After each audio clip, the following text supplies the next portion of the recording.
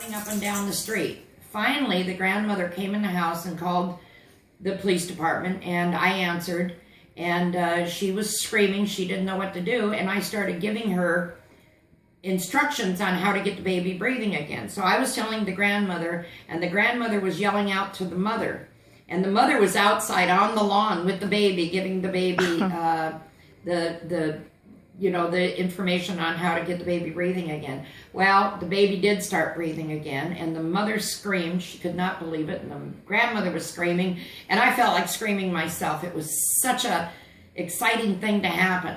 As a matter of fact, it ended up on the evening news, which was pretty exciting at the time, just because the mic was open and one of the news people had heard it. So my sister actually in Kansas City was watching the news, and she saw it and called me and let me know that it was on the news. It really wasn't a huge deal, because the baby might have started breathing on their own, but still, it was extremely rewarding.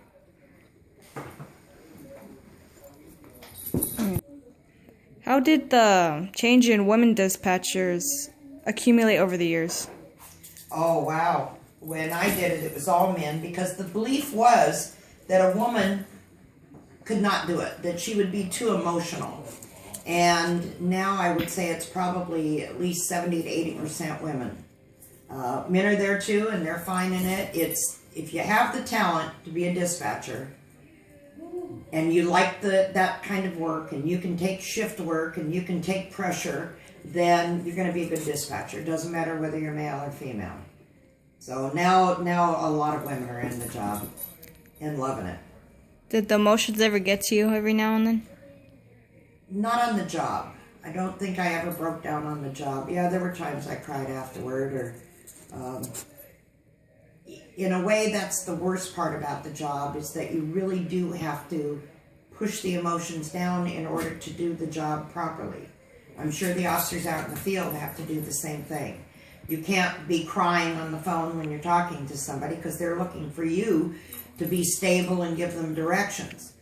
So, yeah, now they have peer support. I was actually in that for a few years before I retired, where if you are in a particularly emotional situation, that you can talk to somebody about it afterward, which is better than what we used to do, was go out maybe to one of the local bars and have a couple of beers, and we actually were debriefing.